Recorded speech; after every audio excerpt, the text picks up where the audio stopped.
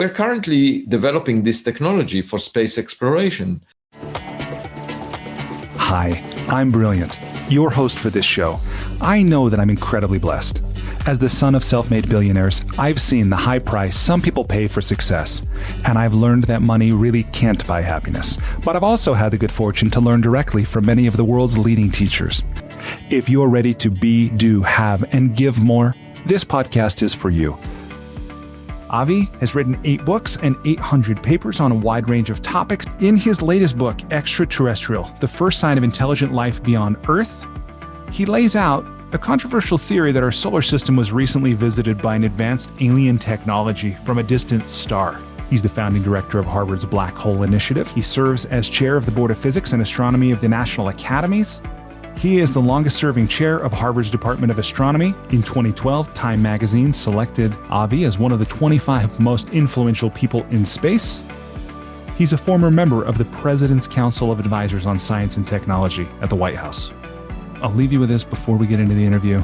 Avi says, when you are not ready to find exceptional things, you will never discover them. Avi, welcome to the School for Good Living. Thanks for having me. I'm really grateful you're here. Avi, will you tell me, please, what is life about? Well, that's an excellent question. What is the meaning of life? To which I do not have a good answer. So if we ever find a much more advanced civilization that thought about this for 1 billion years or more, I would like to ask them.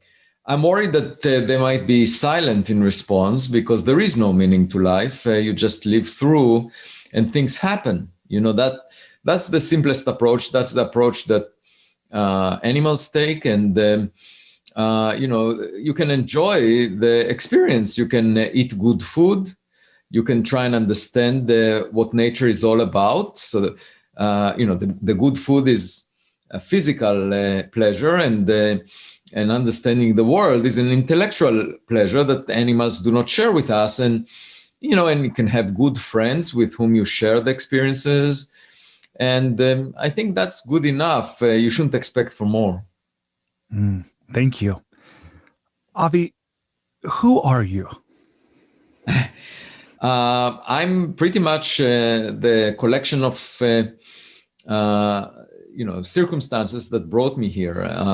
So I was born on a farm, and as a kid, I used to collect eggs every afternoon, and I connected very much with nature because I was on a farm, and I would take philosophy books to the hills of the village and read them. I was mostly interested in the deepest questions we have about life, and philosophy addresses them but doesn't give the answers. However, it gives you a perspective that helped me a lot in terms of my science because I have a broader view, and that is an advantage when you deal with, venturing into areas that others do not explore. So it served me quite well. And, when I started my career in astrophysics, my mentor said that, how many computer programs do I use or am I familiar with? And I said, not much. I pretty much avoid the computer as much as I can. And he said, wow, that I'm really surprised. How is that possible? And that was like 35 years ago. And,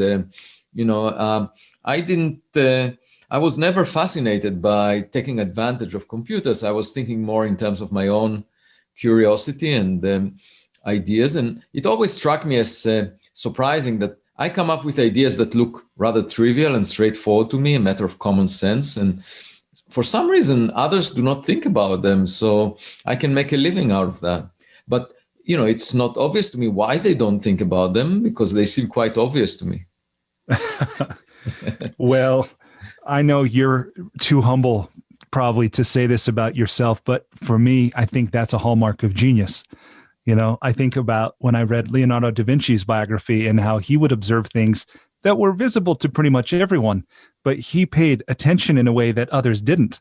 So when you see these things, maybe that is. But you see, the thing is that it doesn't require too much effort for me. So I find those ideas to be rather straightforward. So when I speak, for example, with young people, they tell me about something they're doing, and then I ask them a question and say, why didn't you check that? Did you look at that? And they say, wow, this is really interesting. And then we write a paper together. And it strikes me as, why wouldn't they think about it? Like, this is not a lot of effort. It's just, it comes to me immediately kind of so I don't, I don't regard these insights as particularly rare or unusual, because they come so naturally that they bubble up in my head. And so I regard them as rather trivial, and in retrospect, very often people say, yeah, of course, that's obvious. But for some reason, nobody else came up with those to start with. Yeah. My dad, he's passed now, but he used to say, nothing is obvious to everyone. That's probably true. Yeah. Yeah. Well, you've written a book. I know you've written many books, but your latest book to be published is this book, Extraterrestrial, The First Sign of Intelligent Life Beyond Earth. Right. Fascinating book. I love the mixture of memoir and science mystery that it represents. But tell me, please, why did you write this book? Who did you write it for, and what did you want it to do? Yeah, I wrote it for young people. Basically, I told the publisher, if I manage to convince a young kid somewhere in the world to become a scientist, I would be satisfied. Mm-hmm. And, the book is now doing so well. It's basically, I have interviews from 8 a.m. until 10 p.m. almost every day now, back to back, after declining 20% or so of the requests. And there is huge interest in it.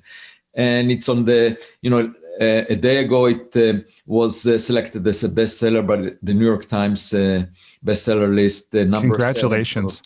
Thank you. Sandwich between Michelle and Barack Obama. And I didn't expect that. I wasn't. And my publicist in the UK said, congratulations, Avi.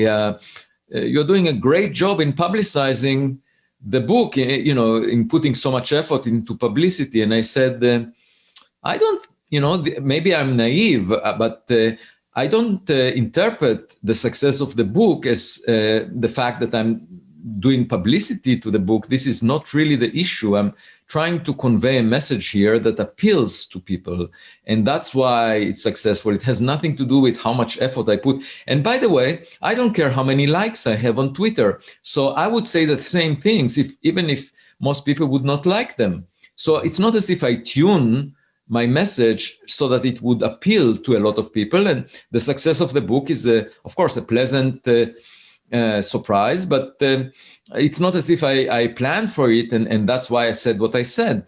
I just say what I think and it to be true. And I'm very glad to recognize that the public agrees with me. And I should say that this is not true in the academic community. And I come from the academic community. I have a lot of leadership positions, and I get rather cold response from many of my colleagues, and they just have a taboo on discussing the search for technological signatures, and they're not happy to discuss it. And I find that to be a problem with the scientific culture right now, with academic culture, and I express my views on that. So I don't know how many of the book copies are being sold in academia, but frankly, I don't really care.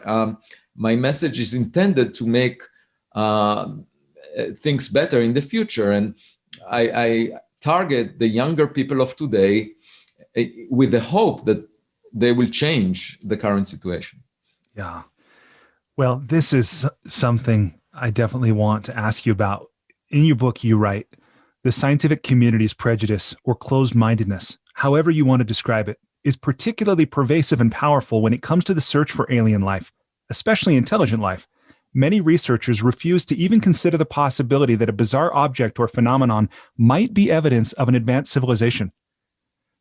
That really surprises me. I feel like it shouldn't, but isn't it a scientist's job to be open-minded? Yes, right? Exactly. Once again, this is a perfect illustration of what we started from, where something appears quite straightforward to me.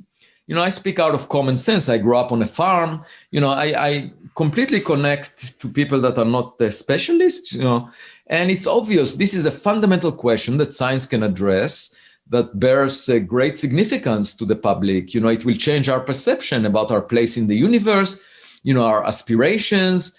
We may not be the smartest kid on the block, so we can learn from alien civilizations. It's just fascinating. It makes science exciting if we were to explore this question. Okay, so I would expect everyone around me to say, great, let's find out. Okay, so we are not sure if this object was a technological relic, but we want to collect as much evidence as possible on the next one that shows up.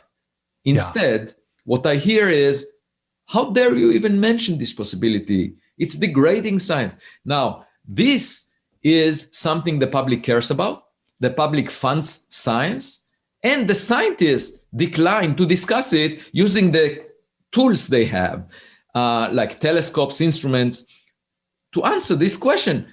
I cannot understand the current state of affairs. And, and by the way, it's not a speculative idea that we might not be alone, because we now know that half of the sun-like stars, plus or minus 30%, have an Earth-sized planet roughly at the Earth-Sun separation from them. So that means there are billions of Earth-Sun systems in the Milky Way galaxy. And what could be more conservative and common sensical thing to say than to say that if you replicate the physical conditions in many systems, you end up with similar outcomes. Why would we assume that we are special and unique? Why would my colleagues require that I bring them an alien so that the alien would shake their hand and only then they would be willing to consider the possibility that they're not unique and special? The only way I can understand that is if they're so attached to their ego that just mentioning that possibility that there might be someone smarter on the block offends them.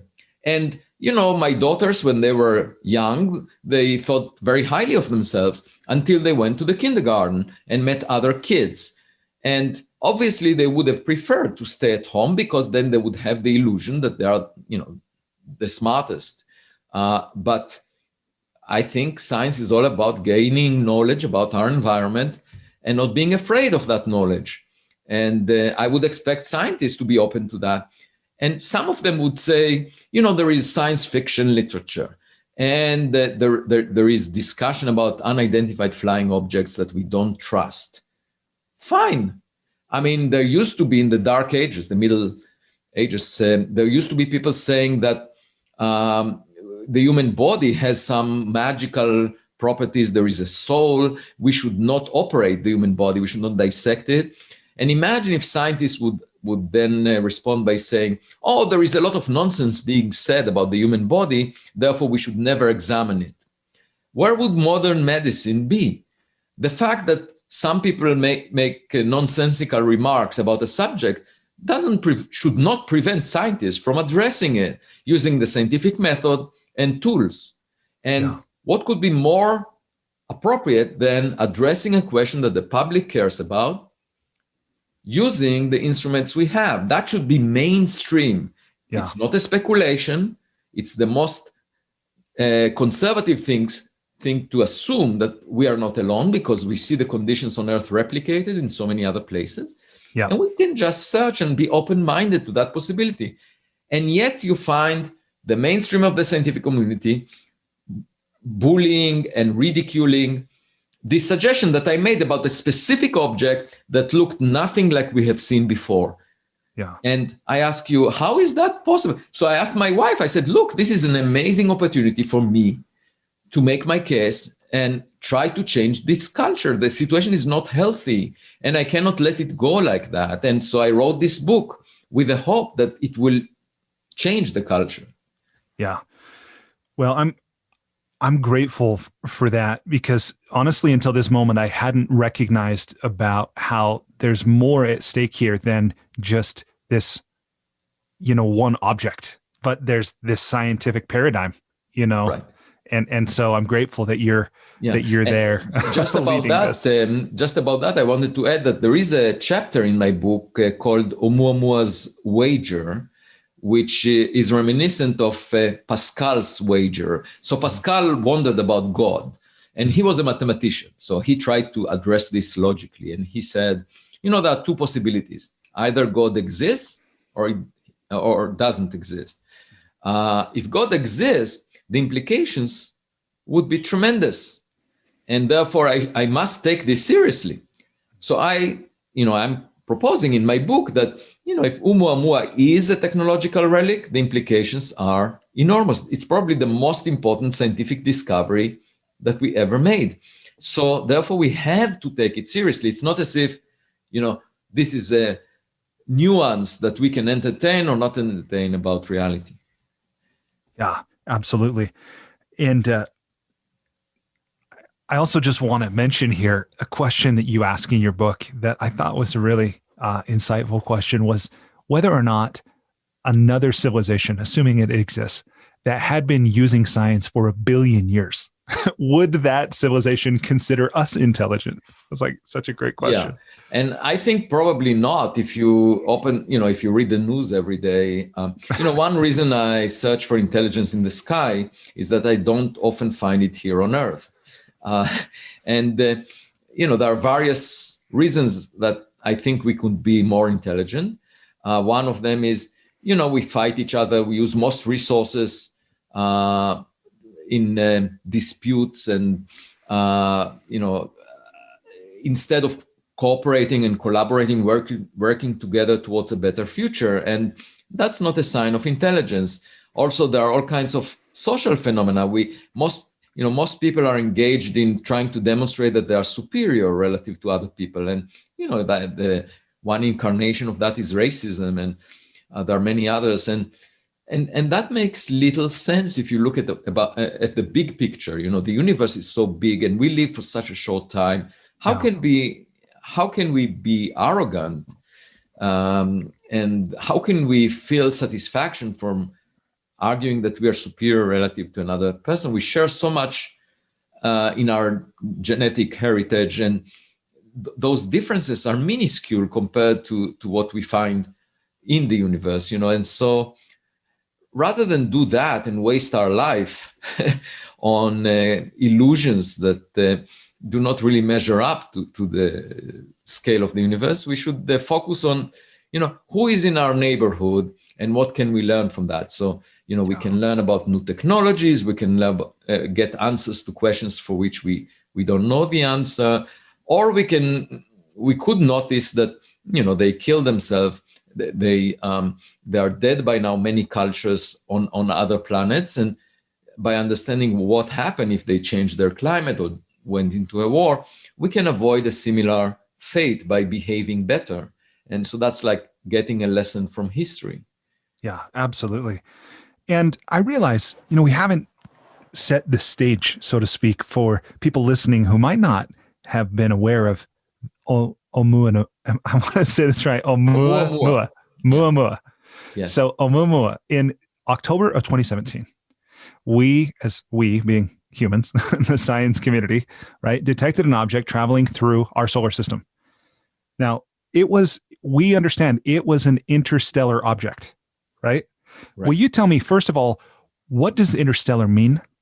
And then will you tell me about Oumuamua? So all the objects we have seen before in the solar system are bound to the sun. Like the planets, they keep moving around the sun and they never escape. And there are other objects all the way out to the Oort cloud, where you find objects that are 100,000 times farther than the Earth is from the sun. They are loosely bound, but they're still bound to the sun. Oumuamua was the first object we spotted that was definitely not bound to the sun.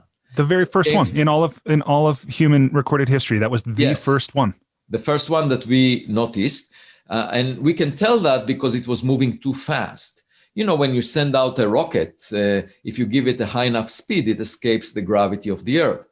And this object came with a high enough speed to be completely unbound to the sun and escape the gravitational pull of the sun. So we can tell that easily just from the trajectory of this object. So it was the very first, and the reason we haven't seen anything like it before is because we didn't have a survey telescope that was looking over the sky with enough sensitivity. And by sensitivity, I mean we detect an object like that from its reflection of sunlight. So the object needs to be big enough so that it reflects enough sunlight so that our telescope will notice it. And the bigger the object is, the more rare it is. So, it just happened that we had the Pan-STARRS telescope sensitive to objects of a size of order 100 meters or so, a few hundred feet, for the first time surveying the sky. And there happened to be one such object entering our view after a few years of survey. Now, a decade earlier, I wrote the first paper together with two collaborators, Amaya Moore-Martin and Ed Turner. The first paper forecasting how many rocks we expect of that size and whether Pan-STARRS would see any of them from interstellar space. And we forecasted that it will see nothing based on what we know about the solar system. So the solar system loses rocks to the outside world, especially from the periphery where the rocks are loosely bound and passing stars can tear them apart. And we estimated how many rocks will be lost, and it was off by many orders of magnitude relative to what's needed to explain the detection of Oumuamua. So the mere detection of an interstellar object by Pan-STARRS was surprising. And Pan-STARRS was primarily oriented to detecting objects that might come close to Earth, because we know that the dinosaurs were killed by a rock as big as the island of Manhattan. And when they saw this rock coming in, it must have been a beautiful sight 66 million years ago. This rock got bigger and bigger on the sky, but the fun stopped when it hit the ground. And 3/4 of all life forms on Earth went extinct at that point. So we don't want that fate. And even though we don't have the body of a dinosaur, but we have a brain, and that is more helpful for survival. So we have astronomers that can use telescopes like Pan-STARRS to monitor the sky and warn us. And then we might deflect the rock from hitting the Earth if it's dangerous enough. Mm-hmm. So anyway, so that's the motivation for Pan-STARRS. But in the process of surveying the sky, it found this one, which came from interstellar space, and astronomers assumed, it must be a comet, just like the rocks we have seen before in the solar system. And when we collected data on it, it didn't look like it has a cometary tail. There was no gas around it at all. So it was definitely not a comet. And the Spitzer Space Telescope searched very carefully around the object, couldn't see any traces of carbon-based molecules, nothing. So it was definitely not a comet. And then as it was tumbling every 8 hours, its brightness changed. The amount of reflected sunlight changed by a factor of 10, which is very extreme. It means that the area of the object as it was spinning changed, projected on the sky, was changing by a factor of 10 because the amount of sunlight you see is proportional to the area. Mm-hmm. And that's very extreme. It means that projected on the sky, the object was at least 10 times longer than it was wide. In fact, and that alone, sorry to jump in, but that alone, that dimension is very unusual relative to what we normally see with an asteroid. Exactly. And that led to the artist's impression of a cigar-shaped object, but it was not a cigar. The best model for the variation in the light was that of a pancake-shaped object, flat. And I mean, even if you take a piece of paper projected on the sky, it could look like a cigar when you look at it from a distance, but intrinsically it should have been flat. Yeah. And so sorry to jump in again, but a question here. So when we say we saw it with the Pan-STARRS telescope, are we actually seeing visually, or is this some kind of a radio signal? What are we seeing? No, so what we're seeing is just reflected the sunlight. So we use the sun as a flashlight that illuminates the object, and we can see the reflected light from its surface. That's so all. Then when you say we can see it, do you mean do we see data? We see numbers, or because we don't see a picture, a photograph. We see a point of a point source of light. Okay. We cannot resolve it because it's too small. It's only a few hundred feet, roughly the size of a football field, at a fraction of the distance to the sun. So it's really impossible to resolve it with existing telescopes. But if we had a camera close to it, we could have taken a close-up photo. And that would, by the way, a picture is worth 1,000 words. It would have saved me thousands of words in the context of this book if I had a picture of the object. And obviously I want to see a picture of it, because then we can tell if it's a rock or something else. Yeah. But we couldn't resolve it. So all we saw is a point of light, which is shown actually as the first figure, the first image in my book. And we could monitor how much light is coming to us over time. And as it was tumbling, the amount of light changed. And by the way, it's traveling at about 56,000 miles an hour. Yeah, that's primarily dictated by gravity and the initial speed of the object far from the sun. So by itself, it's not particularly surprising, except what was surprising is the object came from the direction towards which the sun is moving in the so-called local standard of rest. So the local standard of rest is the frame of reference that you get to when you average over the random motions of stars in the vicinity of the sun. It's sort of, every star has some motion, but there is sort of the average frame of reference relative to which each star is moving. And this object was at rest in that frame, surprisingly, because only 1 in 500 stars is at rest in that frame. So if it came from another star, why would it be at rest? I mean, only 1 in 500 would actually have a speed similar to that of Oumuamua in that frame. It was just like a buoy sitting at rest on the surface of the ocean, and then the solar system bumped into it like a giant ship. And that by itself is another weird, quite unlikely if it were a natural object. Yeah. And then it exhibited an extra push relative away from the sun, in addition to the force of gravity that acted on it. But there were no gases around it to give it the rocket effect to explain that. And the only possible explanation that I could think of was reflection of sunlight. So I was imagining a sail, basically a very thin object, such that the reflection of light from the sun would give it a push. And this is called the light sail. It's just like the sail on a boat, except it's not being pushed by wind reflected off it, but rather by light. And we're currently developing this technology for space exploration.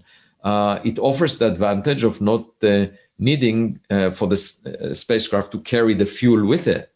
So you just ride on a beam of light, so to speak. And in principle, you can get to high speeds. But it could also be any object that is thin enough would feel that force. So it doesn't need to be designed to act as a light sail. So, for example, in September 2020, just a few months ago, there was another object that showed a push because of reflection of sunlight without a cometary tail. And that one was traced to a rocket booster that was launched into space in 1966. And it was hollow and thin, and that's why it exhibited this behavior. And we know that it's artificial because we produced it. So we can tell the difference between a rock and an artificial object that is thin based on the way it moves. And the question is, who produced Oumuamua? Yeah, such a great mystery. And I was relating this to my daughter. She's 17. She is interested in science right now, with deeply fascinated by marine life. But I was sharing with her, I said, look, this thing, its dimensions were, disproportionate to what we've seen before. Its brightness was it was inconsistent with what we thought would have been a naturally occurring object. It wasn't showing signs of gas. It moved away from the sun's gravity as though it had some form of propulsion that was not, naturally occurring, like all these things. And I said, and Avi has this theory that it's artificial, that someone made it and it wasn't us. But it wasn't a spacecraft per se. It wasn't carrying people, we don't think, or life, but nevertheless, perhaps a discarded relic of a technological culture or something. So do I have that correct? Is there anything that you would clarify or add to that? No, you had it exactly correct. And I'm glad that you explained it to your daughter, because I really enjoy speaking and working with young people, because they don't carry a baggage of prejudice. They really are curious about the world. And I wish that the adults I know would have been loyal to their childhood curiosity.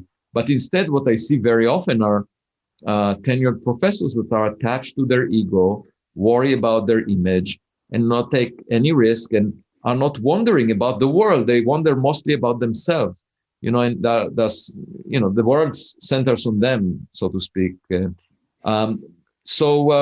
Yeah, that's exactly right. And it's really strange that this was the first object that we have seen. After that, we have seen another interstellar object called Borisov. It was discovered by Gennady Borisov, an amateur Russian astronomer, and it was just like a regular comet. So it looked completely natural. So people came to me and said, doesn't that convince you that Oumuamua had a natural origin? To which I replied, if you find a plastic bottle on the beach, and after that you see a lot of rocks, that doesn't make the plastic bottle a rock. Another example, when I met my wife, she looked special to me. I met a lot of people afterwards, and she still is special to me.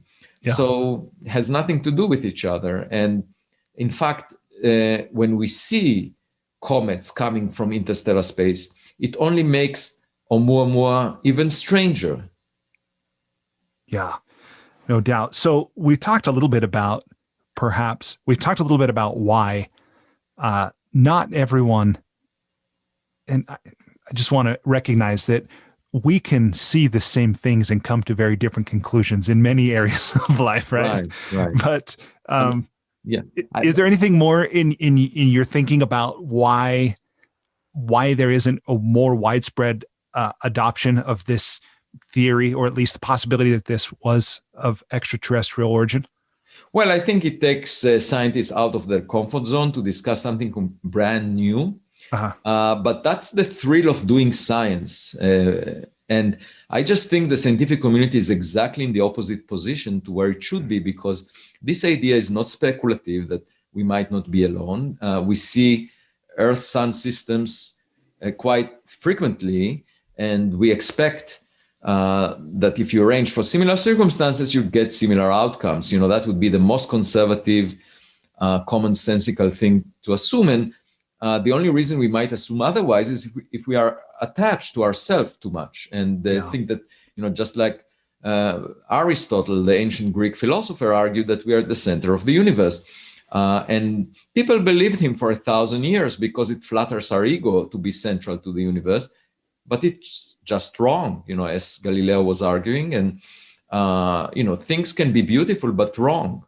And we have to recognize that. And the way to figure it out, is listening to nature. It's a dialogue. We have to look at the evidence. And if it doesn't line up with what we expect, we might need to revise our notions. And, it's the duty of scientists to adjust their notion based on evidence, rather than insist that something should not be discussed and ridicule it when the public really cares about it.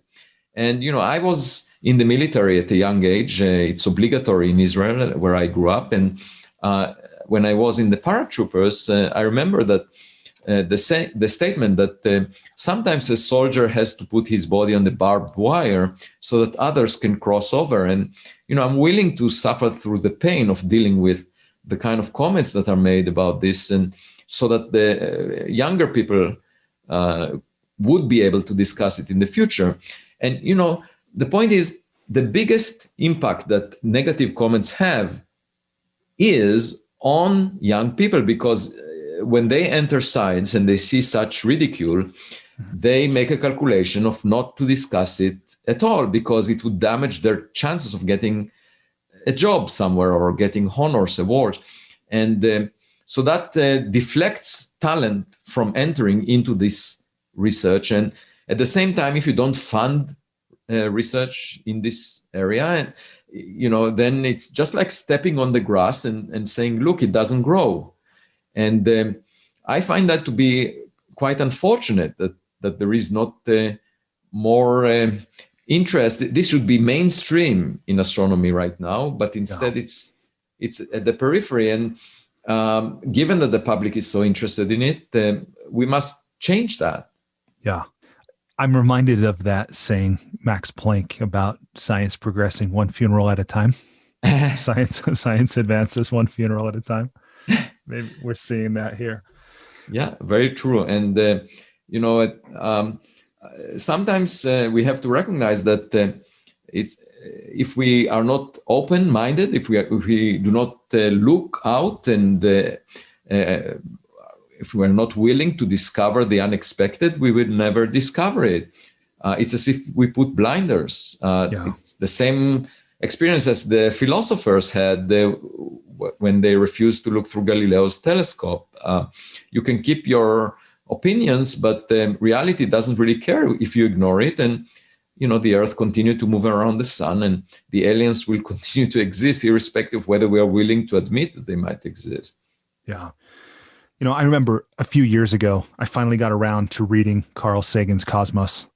And I recall the calculation toward the end of the book about I think it was about the probability that there is, in fact, intelligent life somewhere in the universe. And you mention a number in your book when you say, adding all the other galaxies in the observable volume of the universe increases the number of habitable planets to a zeta, or a 10 to the 21st power, a figure greater than the number of grains of sand on all the beaches on Earth. Right. Now, I know that doesn't speak exactly to the probability of intelligent life somewhere in the universe, but that's a pretty big number to have that many habitable planets. That's amazing. Right. That it is amazing, and also illustrates that a sense of modesty, that we shouldn't be too proud when we accomplish something on this tiny Earth, and I just cannot understand how kings and emperors were arrogant, and they were very proud of themselves accomplishing something on Earth. But a sense of modesty would help humanity. Also, the knowledge we have about the universe is rather limited. It's surrounded by an ocean of ignorance.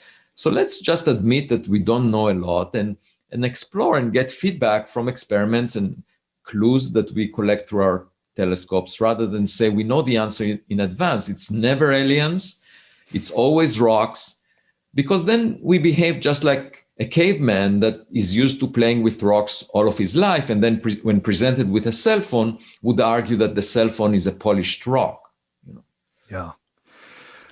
So, okay, I want to turn our conversation to a few other questions that you have asked and lines of inquiry you've pursued that I thought were really fun, like really remarkable.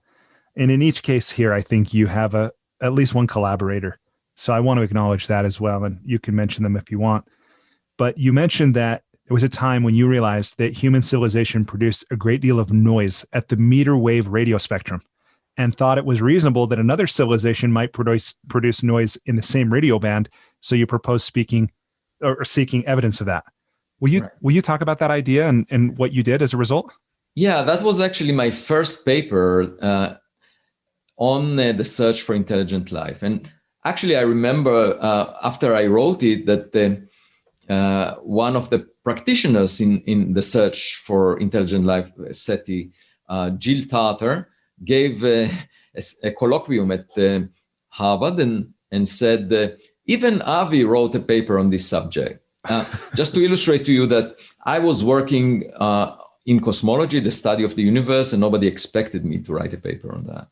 And the reason I wrote it is because, I pioneered the study of the first stars in the universe. Let there be light, the biblical phrase that now can be studied scientifically, of how the first light in the universe came to exist. And So I worked on that, and the one effect that the first stars had was to produce ultraviolet radiation that broke the hydrogen atoms into their constituent electrons and protons. And one way to find those scars that were left by the first galaxies on their environment when they broke the hydrogen was to image the hydrogen in the universe at early times. There should have been bubbles around the first sources of light and bubbles of broken hydrogen.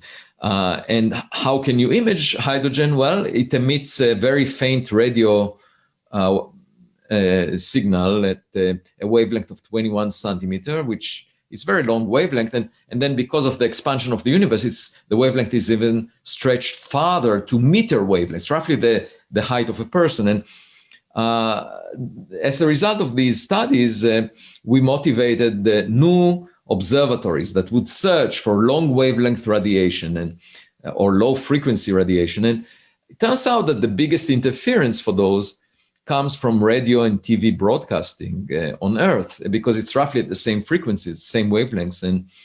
And so at one point, I joked with a colleague of mine, Matthias Daldriaga. I said, look, if radio and TV transmission poses a problem for building observatories on Earth, we could potentially use the same observatories to eavesdrop on such emissions from another civilization on some planet.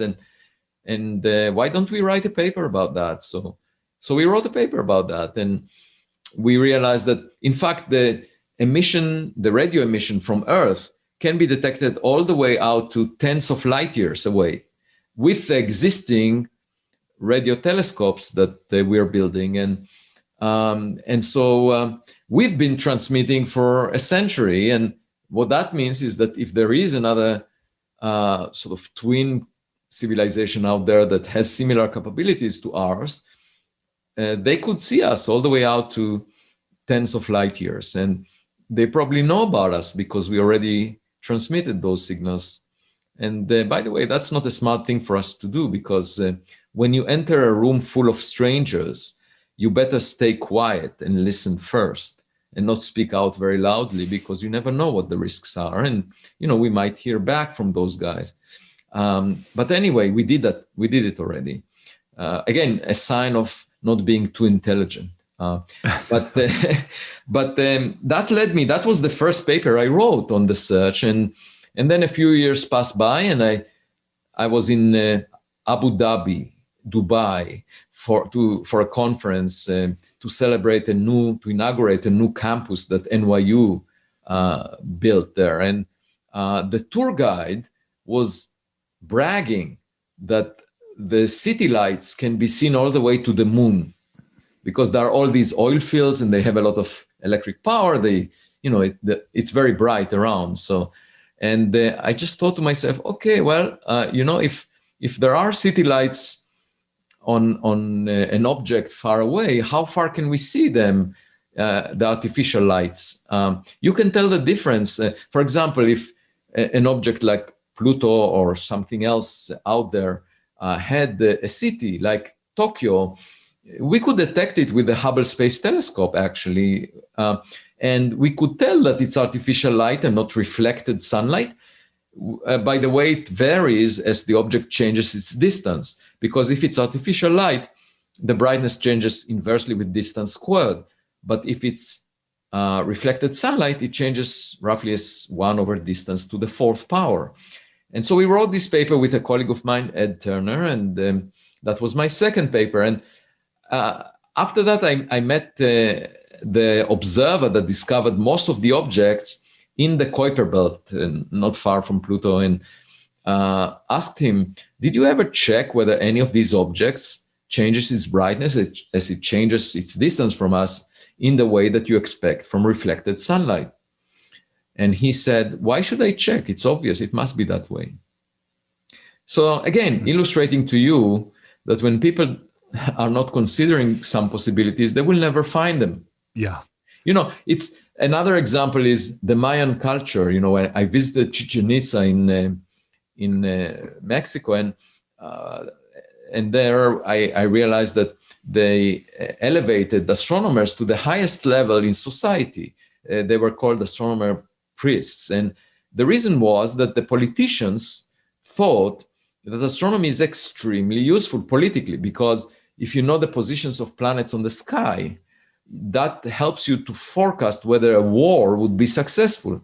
So they had these astronomers to tell them to forecast where the planets would be at a particular time of the year, so that they would decide whether to go to war. Okay, and of course nowadays it would look like not a very good recipe for success, but back then they believed in that. And you can collect a lot. They collected a huge amount of astronomical data, and astronomers were held at high regard, but it was not used for the right purpose to derive, for example, Newton's law of gravity or Kepler laws.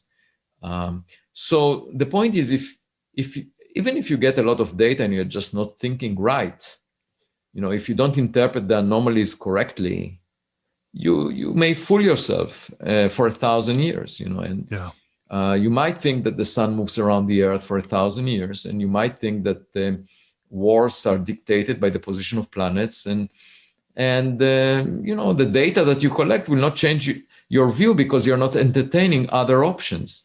And so if my colleagues keep bullying and discrediting any claim that there might be evidence for something unusual, we will never find something unusual.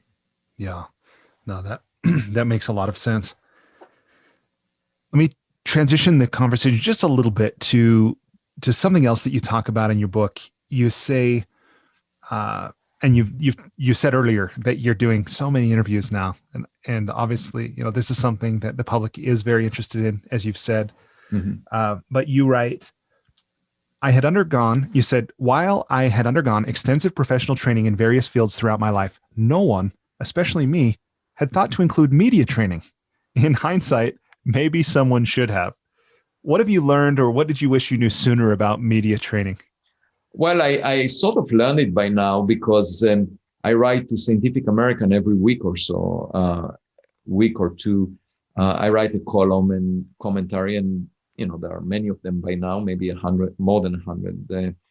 And then it allowed me to perfect the way I communicate so that it's more transparent. And this started when I started teaching at Harvard. Before that, I was not a good communicator, and trying to teach a class guides you at organizing the material properly in a pedagogical way so that the students can follow. And later I wrote books, and that also, it's a lot of work to make it clear. And there are many people that just don't know how to organize material in a way that would appeal to the reader. And I learned it through the experience of writing books and then writing commentaries. And these were the seeds for my latest book. And it prepared me. And in a way, I'm now at a point where I connect to the public. I'm able to explain the situation clearly as to what is going on in the scientific community. And I'm honest about it. I'm not trying to manipulate anyone, and I'm giving a honest reflection on what's going on. And also, this subject it really fell to my lap. The reason I get this attention is because my colleagues are not treating it right. And once again, as we discussed at the beginning, I just don't understand it. I'm trying to convey common sense, and they don't follow common sense. And I wish they would, because then it would make me sort of a typical scientist, and not unusual, and I wouldn't have to go through everything I'm going. But for some reason, they don't share this view. And it's really strange, because at the same time, you see theoretical particle physics, theoretical physicists talking about the multiverse, extra dimensions, string theory, concepts that have no connection to experimental verification. And they have been doing that for decades. And they keep doing that, giving each other awards, recognition, claiming that they carry the torch of physics forward, while it's not really the torch of physics. It's the torch of either mathematics or self-promotion. And we don't know if reality resembles any of these ideas. They just do intellectual gymnastics and show that they are smart. But this, physics is not about that. It's about a dialogue with nature. It's not a monologue. We're supposed to listen to nature and revise our notions based on anomalies, things that do not match what we expect. And, you can be very happy claiming that you're wealthier than Elon Musk. That's a great thought. It's a beautiful thought, and you can be happy. Just like being high on drugs, can be happy. But then when you go to the bank and want to use that money, you will very quickly figure out that you don't have it. And going to the bank is equivalent to an experiment where you put some skin in the game, you make a prediction, I have a certain amount of money, you go to the bank, you check it out, and it's not there. Okay, so we have to revise our notion. And if you don't allow yourself to go to the bank, if you don't have experimental verification, you can be happy, you can celebrate, you can demonstrate how smart you are, but it has no bearing on reality, It's no different than the beautiful idea that we are at the center of the universe that Aristotle had with the spheres around us. That was a very sophisticated and very clever model of the universe. It's just wrong. And the real universe may be simple, not so sophisticated, but it's different. And our duty as physicists is to figure it out, not to demonstrate that we are smart. Yeah. So in just a moment, I want to transition our conversation to something I call the Enlightening Lightning Round. But before we do, is there anything that we haven't talked about, either related to the book or anything else? Well, I would like to encourage the young generation to change the current culture. And, it's really my messages about Oumuamua potentially being an artifact, a technological artifact, and the ability for us to explore more objects of the same type, and the desired change in the current academic culture. It could all be accomplished if the young people that listen to this will be engaged in changing reality rather than being worried about senior people basically blocking their path for jobs and so forth if they were to try that. I think there are many more people that sympathize with what I say based on the success of the book, based on the responses I get by email. And I think we have a good chance of making the future better than the past. Yeah. I'm glad to hear that. I'm glad to hear that someone with your experience and your intelligence and just your perspective, holds that view. I mean, I'm in house arrest, very similarly to the house arrest that Galileo was in, but it's because of the pandemic, not because someone is doing something bad to me right now. Yeah, that's good. Okay. Well, let's move to the Enlightening Lightning Round. So what this is it's a series of brief questions on a variety of topics. You're welcome to answer as long as you'd like. But for my part, my aim is to ask the question and stand aside. Go ahead. Okay. Question number 1. Please complete the following sentence with something other than a box of chocolates. Life is like an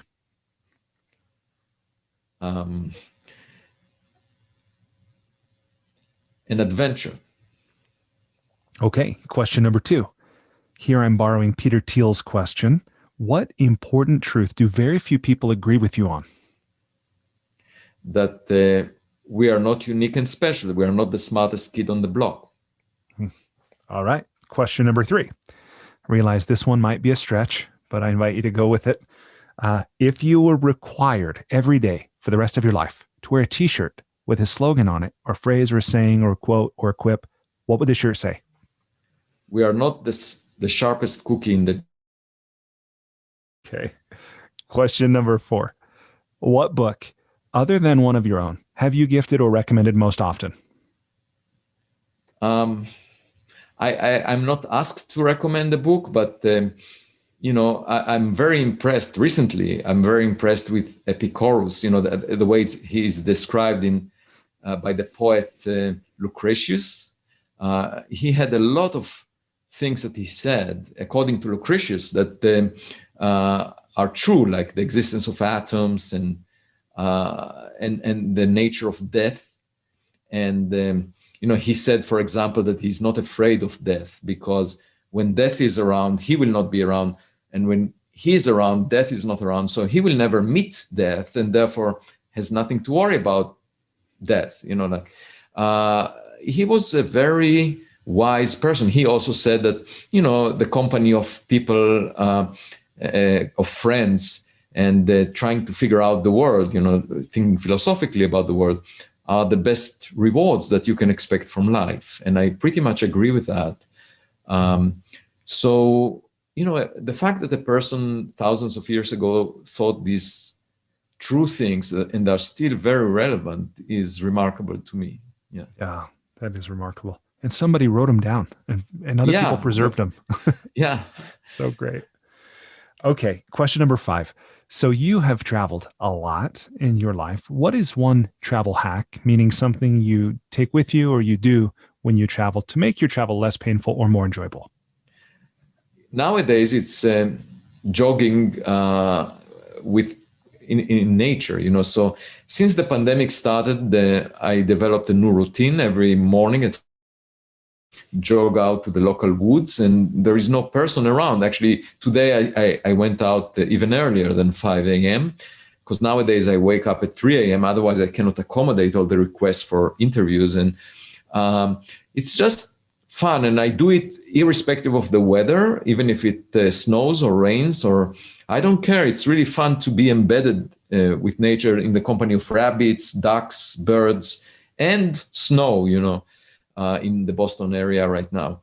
And I really enjoy that because I was born on a farm and I used to collect eggs every afternoon. I really connect to nature much more than to people. I don't have any footprint on social media. And so that's what I preserve when I go places. I would go out and jog anywhere. Wow. So that's perfect. That's maybe the answer to the next question as well.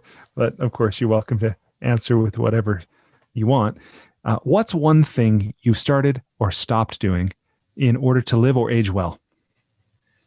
Well, so I changed my diet. In addition to the exercise, I'm on a low carb diet, and about half of the calories I get per day. Now, with the interviews, I think it's more like 65% of the calories I get per day are from dark chocolate. You said not a box of chocolate, but that's actually what I eat the most. Wow. And you might ask, how is that possible? Well, I eat about maybe a bar and a half of dark chocolate a day.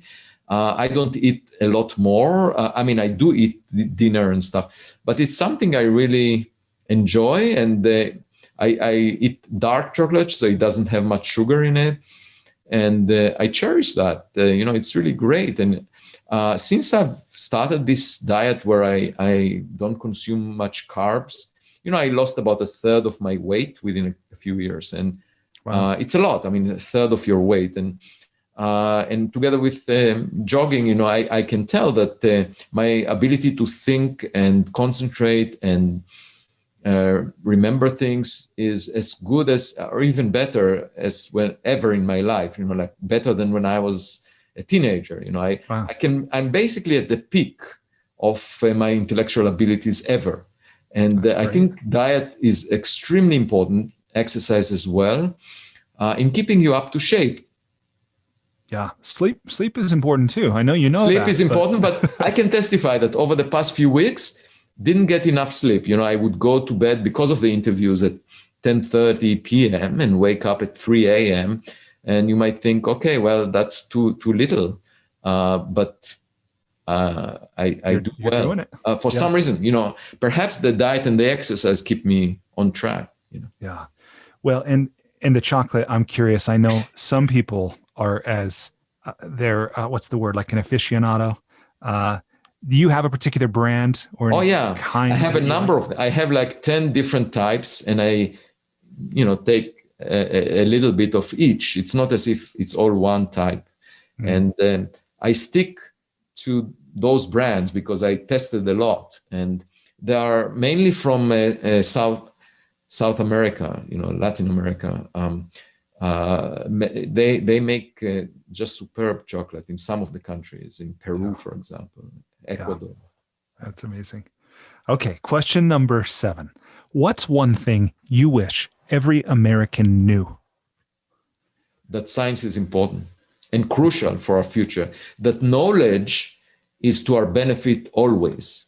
See, some people prefer to bury their head in the sand. And when I say some people, it's not just the general public, but also scientists. The scientists that refuse to examine some anomalies.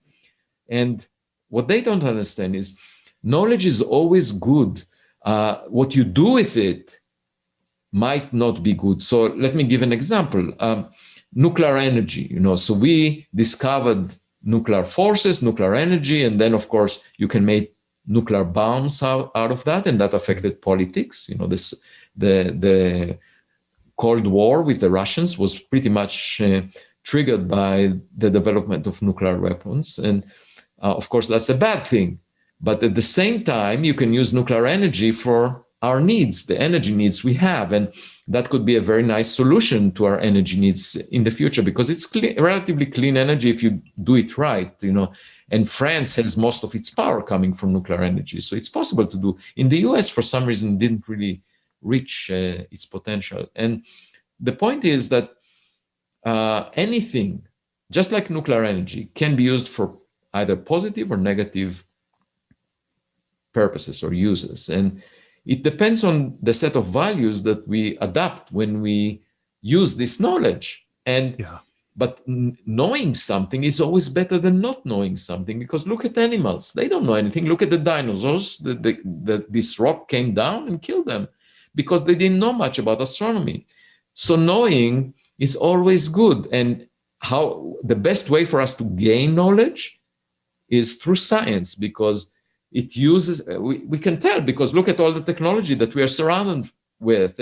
It all came from science. Quantum mechanics, solid state physics, all of these things that appear to be just academic pursuits, ended up serving us on a daily basis, completely changing our lives and improving our life. And we should be grateful to science for allowing us to advance. And the future is even brighter than that. So I think overall for society, science is the most precious commodity we have. And science advocates for collaboration, cooperation. So when you see phenomena like China not allowing scientists to enter and examine the COVID-19 virus when it just started, and that is very distressing, because, science is about collaboration. It's about sharing information, working together to solve problems.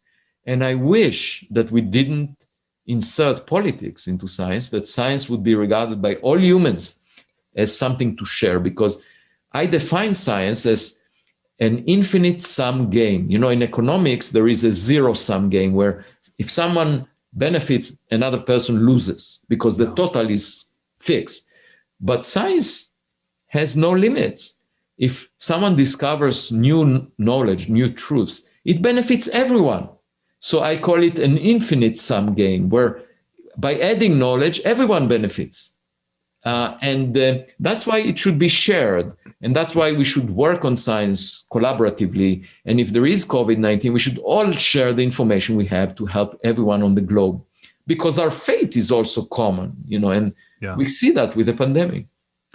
Yeah, I appreciate that perspective. And I also think it's an enlightened view. I can see where, yes, everyone benefits from knowledge, but I also see, what is perhaps selfish human nature of recognizing some people benefit more if they're the only ones who have it. So the altruistic view is, yes, everyone will ultimately benefit, but if I can benefit. Well, you see, I regard science not as an occupation of the elite or an occupation of some nation, or I see it as a way of life, that you have clues, you have evidence, and you're trying to interpret them. And if the evidence is becoming clear, then you figure it out. And I think any person can pursue science, even on a daily basis. If you have a problem, you're trying to solve it. If you think scientifically, that's the path to resolving real problems. And I just hate it when it's associated with academia, as if you have to be on a pedestal to deal with science, and which is the sentiment that you get from people saying, oh, we don't want to discuss technological signatures from other civilizations because the public connects to it too well. It appears in science fiction literature. Yeah. Why would that be an argument against it? It should be an argument in favor of it. This, and maybe you've seen this, or maybe you think it's hogwash, who knows? Either way, it reminds me a little bit now of what I understand some of the religious authorities did in the mid ages of not teaching Latin or allowing the scriptures to be read and so forth. It's up in that tower. Exactly. No, I mean, a lot of the phenomena that I see right now in the academic culture resemble religious cults, in the sense that a group of people decides to agree on something. That something may not have any resemblance to reality, but as long as a large enough community agrees to it, that's fine. There was a philosopher giving a talk at an annual conference that we hold at the Black Hole Initiative. I'm the founding director of the Black Hole Initiative, which is the only center in the world focused on the study of black holes. And we bring together philosophers and scientists, mathematicians, astronomers, physicists, and philosophers. And one of the philosophers in the first annual conference gave a talk in which he said, if physicists agree on something for a decade, it must be right by definition, because physics is what physicists do. So I raised my hand and said, how can you say something like that? Physicists can agree on something, but it may have nothing to do with reality. And the judgment should be based on evidence, on clues, not on people agreeing with each other. A lot of people agree that the sun moved around the earth, that the earth is at the center of the universe, that makes no sense. But in today's culture of social media and people connecting and people agreeing on what to do as if, that is acceptable. And it's acceptable to the philosopher. And he gives justification to that. And I just find it distressing because, our duty as physicists is to pay attention to nature. It's a dialogue with nature. It's not a monologue. Yeah, I love that view. And with what you're saying too, this reminds me of that saying I've heard attributed to Abraham Lincoln about, if you call a tail a leg, how many legs does a dog have? Right. And it's still 4. Calling a tail a leg doesn't make it a leg. Right. So, right, exactly. The other thing I'm curious about, and I know I'm breaking my own lightning round rules by pulling on this question's response so long, but as I hear you share your view of science and in response to this question, what do you wish every American knew? I share that. Like although I'm not a scientist in the way you are, I have a respect for science and what it has already done for us, what it can do for us. And I'm really curious to know what your view is of spirituality. Where and how does that fit into our lives? Okay. So first of all, I should say that, our body, I believe our body is just a physical object. When you die, it's basically just like unplugging a computer system, that all systems shut off. And that's all, Now, I think that spirituality is extremely important for human life, that just focusing on the physical knowledge we have is too minimal. There is much more. I think that the humanities offer an extremely important perspective about reality. And, scientists tend to dismiss it, but it's extremely important, especially philosophy and the arts. And it's another way of looking at reality that is complementary and can be inspiring to come up with a better idea. Einstein, for example, he was inspired by philosophers like Ernest Mach, when coming up with his theory of gravity. And, scientists that are very technical and focusing on a niche within science can ignore the bigger picture. But so they are likely to drill very deep in that niche, but they might hit the rock bottom and end with that and not have a broad impact. And you have to have the bigger perspective. And, as now a writer, I can testify that art and writing and art more broadly, like paintings and so forth, is really providing intuition into things that you can't formulate clearly, and other people might see your art as differently than you do, and there is some subconscious embedded into it that you are not aware of when you do it. It comes out in a way that is sometimes strange to you as well. It's sort of like giving birth to a baby, and the baby is independent and doing some things that you haven't expected, and the baby has some qualities, and you don't really know where the baby came from, in the sense that you contributed some DNA to that baby, but there was another parent that you're not aware of, and it's just a different way of reflecting on reality. And I should say that the creative process of doing science is not very different than the creative process of an artist. In both cases, it comes to you out of inspiration without a prescription. It's not like there is a recipe for making a discovery, scientific discovery. It just happens, just like in art, you need an inspiration and it comes out. It's not something you can plan for, and you can't design a discovery. And like NASA, for example, when they ask you for a proposal, they ask you to forecast what you will discover in year 2, year 3.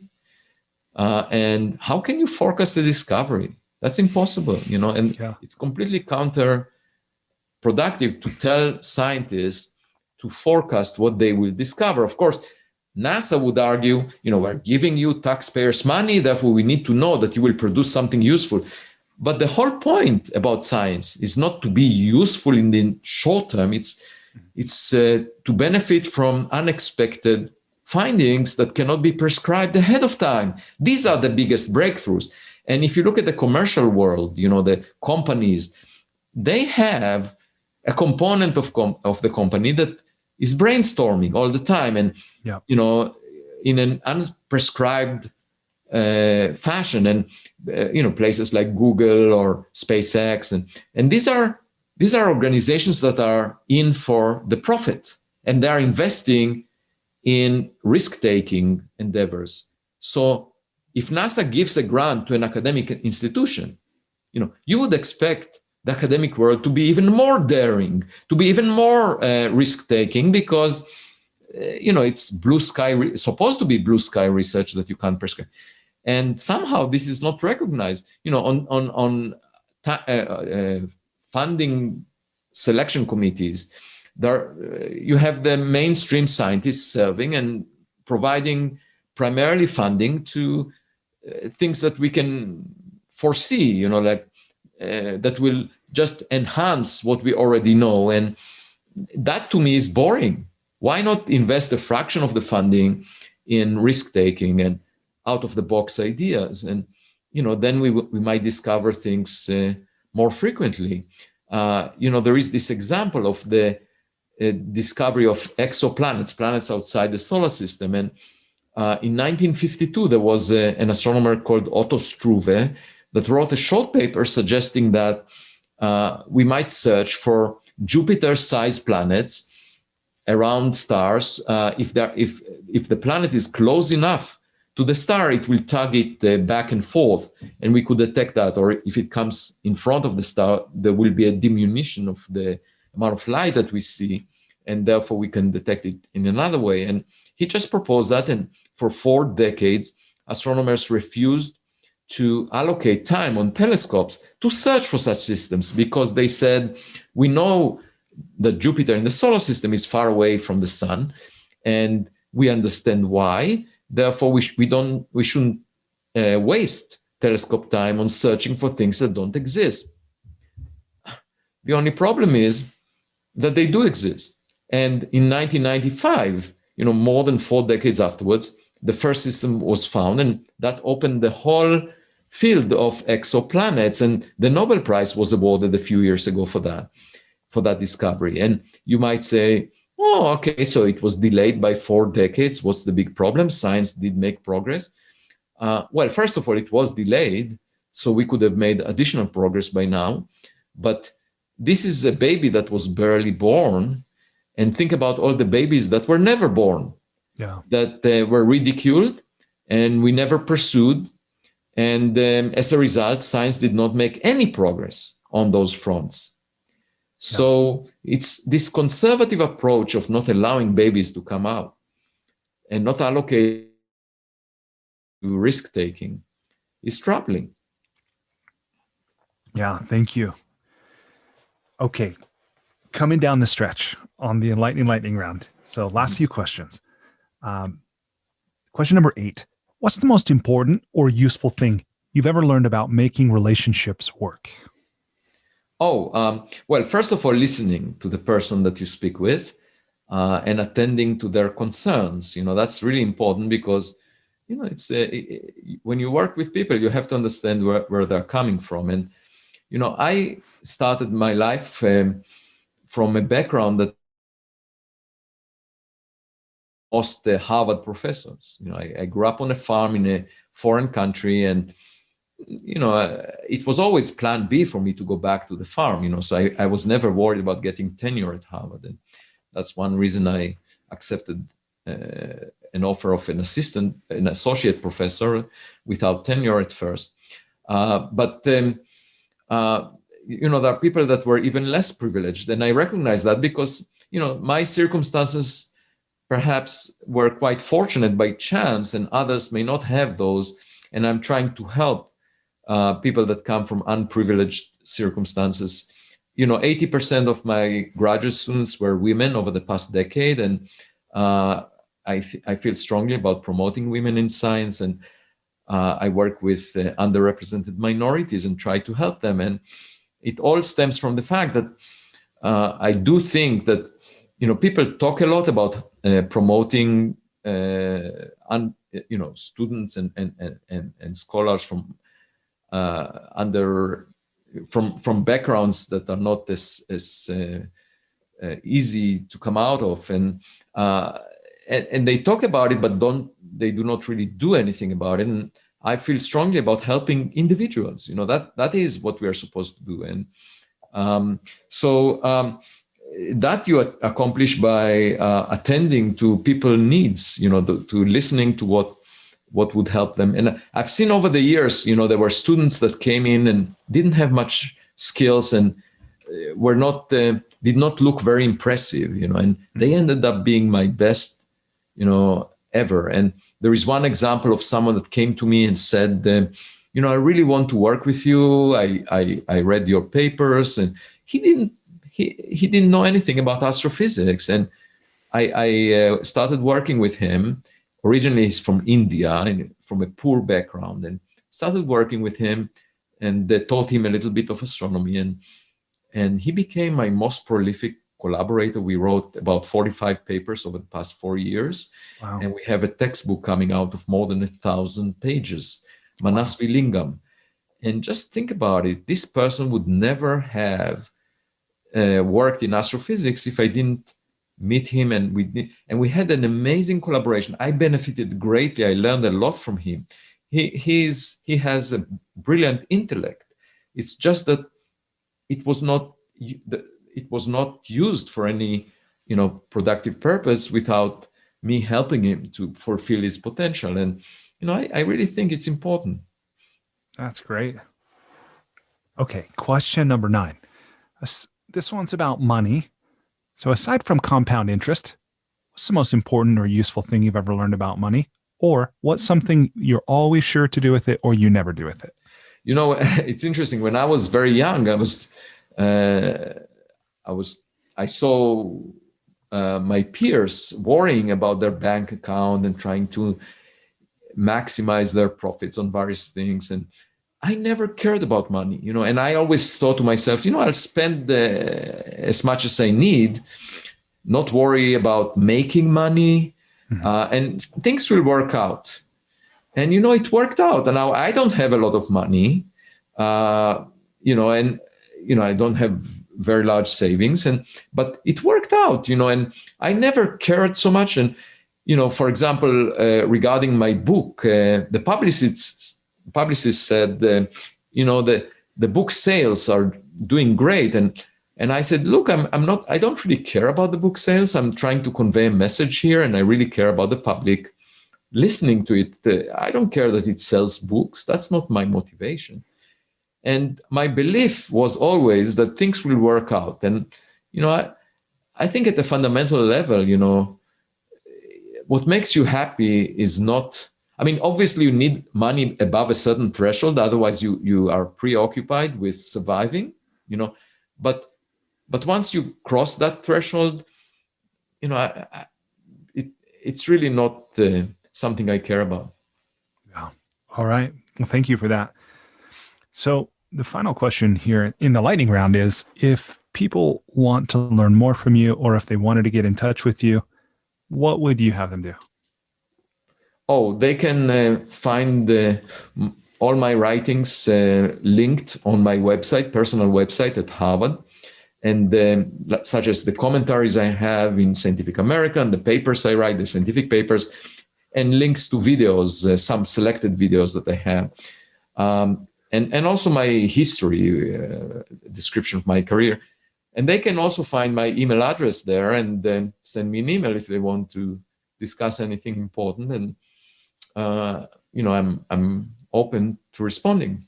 Awesome. Thank you for that. Okay. So I do still have just a few questions for you about writing and the creative process. But before we go there, I just want to share with you that as a gesture of gratitude for sharing so generously of your time with me and everyone listening, I've made a $100 microloan to a woman entrepreneur who's actually in Toga. She's a 32-year-old married mother of 5 who sells donuts. She sells donuts. So she'll buy wheat and flour, oil, and bags of charcoal, and in this way enhance the quality of life for her. Well, that's amazing. And thank you so much for doing that. You made my day, so to speak. Well, thank you.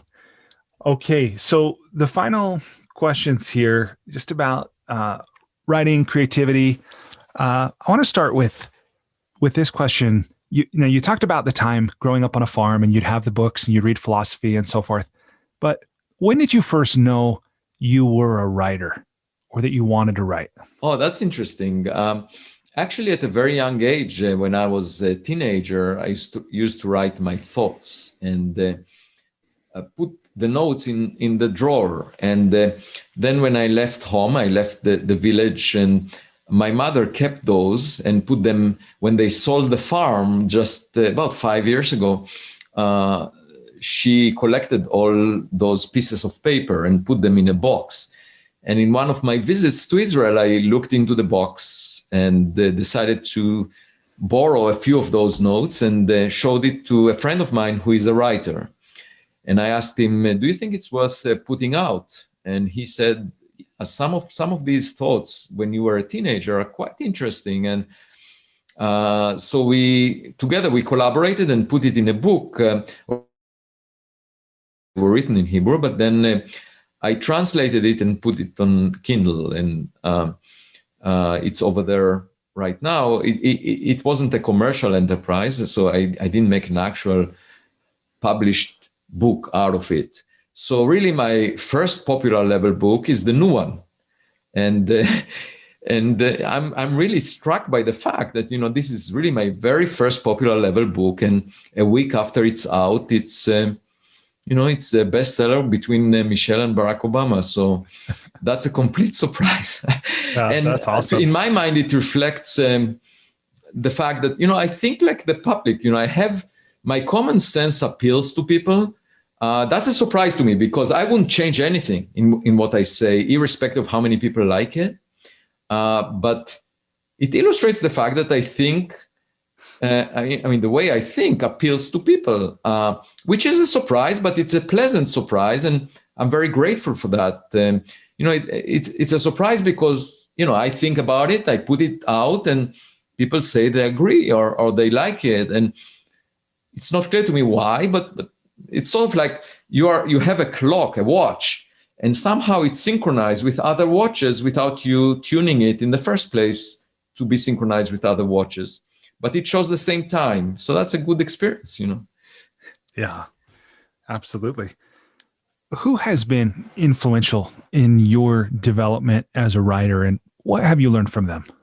Yeah, so again, it dates back to when I was a teenager. I used to read the philosophy books and also literature written by mostly existentialists.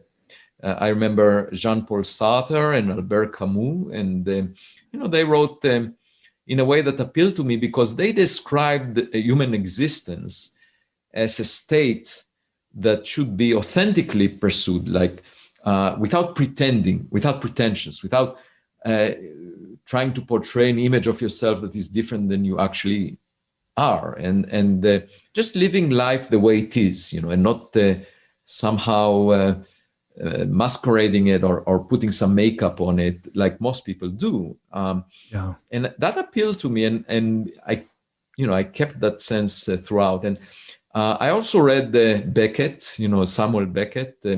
I remember that his early writings were never published, and people he managed. I mean, one of his early books, the first book, was published after his death. He got the Nobel Prize. Also, Jean-Paul Sartre got the Nobel Prize in literature, but he declined it. He said, "Pay attention to this selection committee that gets its self-importance out of giving me a prize. I don't care about their opinion. I mean, I do what I do." And he just declined the Nobel Prize in literature. And that's a noble thing to do, to basically admit that you're doing it because of the substance, not because of the recognition. And it's just like basketball coaches often say, keep your eyes on the ball, not on the audience, which is pretty much what I'm trying to do.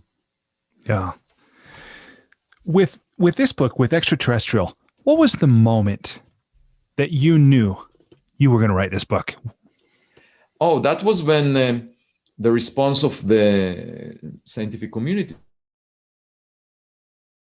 And I just thought, if they were to show me evidence or come up with better ideas to explain these anomalies that we see, I was driven just by the evidence. I was not driven by anything else. And the response of some people was hostile.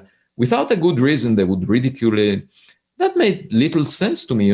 I start the book by mentioning an anecdote about me as a kid, entering the first day of class and looking around, and I saw the kids jumping up and down on the desks. And I was thinking, does it make sense to jump up and down on the desks? Why would they do that? Is that a pleasurable thing to do? And then the teacher came into the class and said, look at Avi, how well behaved he is. Why can't you all be like him? And I was thinking to myself, I'm not well behaved. I'm just thinking whether it makes sense to jump up and down. If I convince myself that it makes sense, I would do it as well. It's not like I was trying to be different and well behaved. And that pretty much reflects my life, in the sense that I don't follow the crowd. I don't do what others are doing just because they're doing it. I'm trying to think for myself whether it makes sense. And that's practically what I did with this book. I expressed my common sense, and I'm glad that it appeals to many people. Yeah. Well, you are prolific in your production of academic papers and books. What is your writing routine like? What are your habits like? Oh, I just need no distractions. So, for example, before the pandemic, I would get most of my ideas in the shower when nobody interrupts. The problem is when I went to work, I have leadership positions. I was chair of the astronomy department, director of 2 centers, serving on the President's Council of Advisors on Science and Technology, head of the chair of the advisory board for the Starshot project. So all of these things I did as a service to, improve my environment. Not as a status symbol, but just to serve the community that I belong to make it better. And they would take my time, and people would interrupt all the time and ask me to do things for them. I felt like a server in a restaurant. People ask you to bring this and that and do this and that. And that takes your attention away from creative work. So when the pandemic started, actually, all these distractions evaporated suddenly, and I had much more time for creative work. So actually the last year has been the most productive in my life, because I don't get these disruptions. Nobody enters my room and asks for something, and I can dedicate my attention to, and creative work for me just bubbles out. It's not something I make an effort for, and it just comes out. If I have the free time, then any day, any time, I can write something new, and that's pretty much the routine. That I just need no distractions. I just need to sit down and not be interrupted. Oh, that's great. What advice or encouragement would you offer someone who is in the middle of their own book process, or maybe they haven't begun, but it's something they aspire to do? What do you say to somebody in that situation? Well, I think it's most important to identify a theme for your book that has something new to offer that was not covered extensively elsewhere, and so that it's unique. The message is unique, and also that it will resonate with the lives of people, the way they think about important issues. And I mean, of course, this is a very general statement, but at the same time, it's important to be authentic, not to pretend and just convey what you truly believe in, because people can see through it if you're pretending, I mean, these days. And if you're just authentic, I found that, the best policy for me to be, for example, department chair, just to give you an example, and the same applies to writing, is not to hide anything, not to manipulate people, not to try and give an image that is different than reality, because people can see through it. And if they suspect that you're manipulating them, then the process is much less efficient, because you have to convince them to do things. And if they don't believe you, if they suspect that you are fooling them, it doesn't work out. That you spend a lot of time repairing damage that you created by not being sincere, And my policy from the beginning of starting to be department chair was to be straightforward and transparent, to lay out the truth without hiding anything. And I thought it would never work out, because in politics you have to hide some things, otherwise you don't accomplish anything. But it worked wonderfully, in the sense that people believed me. They never thought I'm fooling them. What you see is what you get. And my term as department chair was extended twice. So I was the longest serving department chair for 9 years. The usual term is 3 years. And I think the same applies to your writing. If you are sincere and honest, that would resonate with some people. Yeah, no doubt.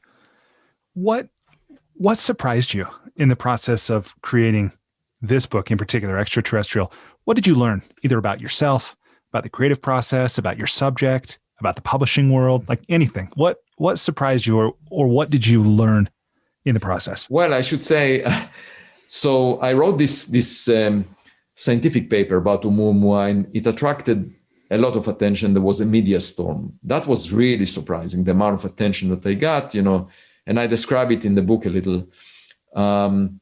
It got to the point where, just a week or so after the paper was published, I had to give a public lecture at a conference in Berlin, and the Falling Walls, which is a major conference that brings in scientists from many different disciplines.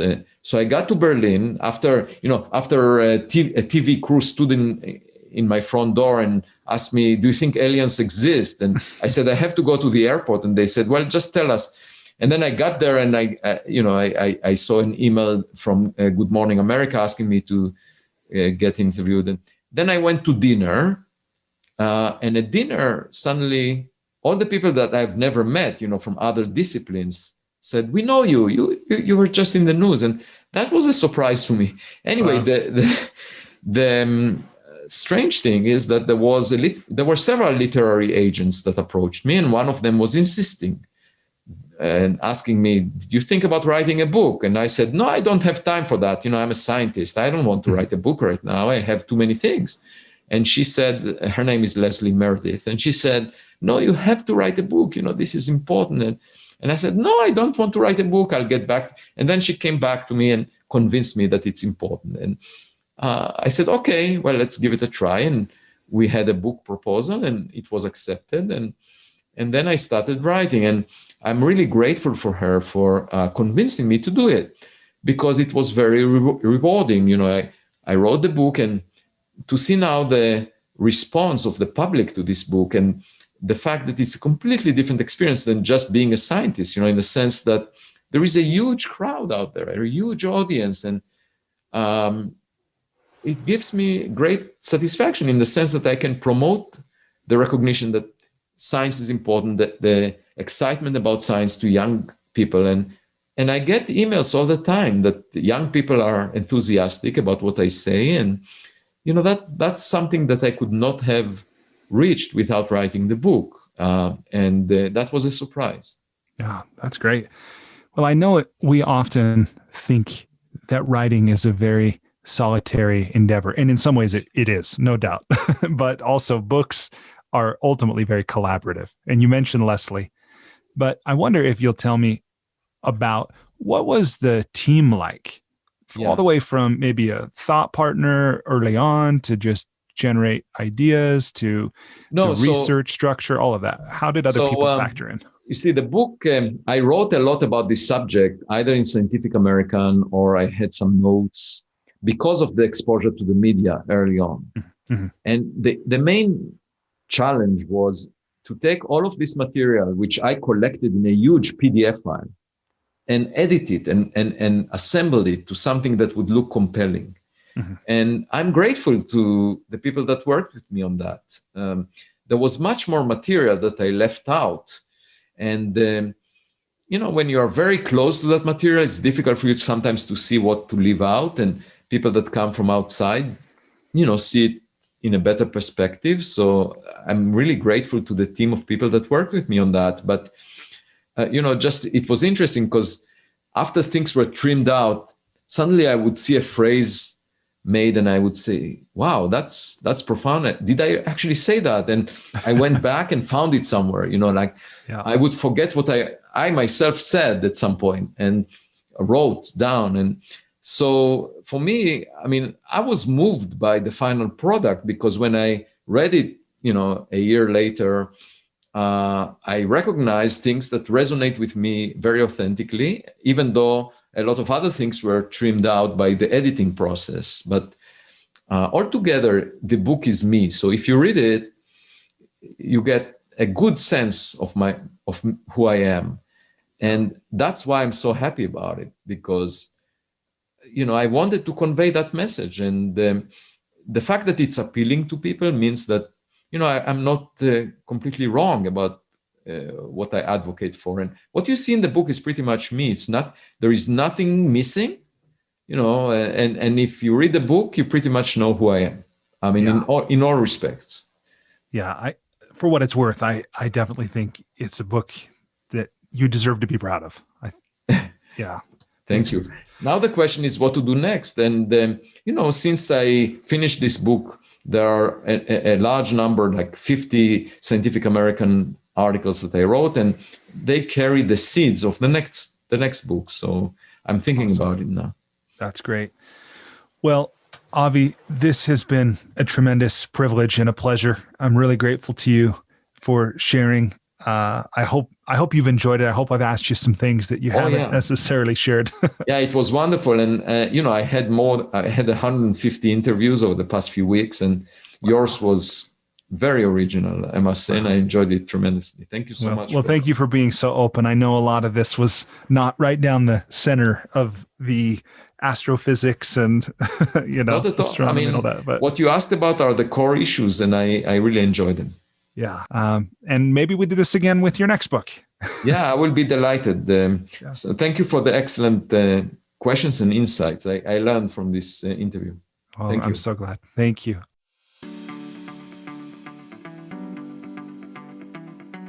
Hey, before you take off, I just want to extend an invitation to you to head over to goodliving.com to check out our transformational coaching program. Despite living in an age where we have more comforts and conveniences than ever before, life still isn't working for many people. Whether it's here in the developed world where we deal with depression, anxiety, loneliness, addiction, divorce, unfulfilling jobs or relationships that don't work, or in the developing world where so many people still don't have access to basic things like clean water or sanitation or healthcare or education, or they live in conflict zones. There are a lot of people on this planet that life isn't working very well for. If you're one of those people, or even if your life is working, but you have the sense that it could work better, consider signing up for the School for Good Living's Transformational Coaching Program. It's something I've designed to help you navigate the transitions that we all go through.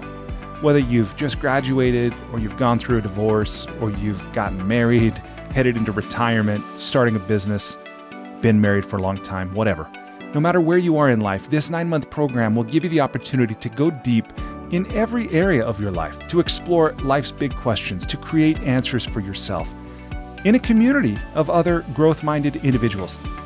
And it can help you get clarity and be accountable to realize more of your unrealized potential. It can also help you find and maintain motivation. In short, it's designed to help you live with greater health, happiness, and meaning so that you can be, do, have, and give more. Visit goodliving.com to learn more or to sign up today.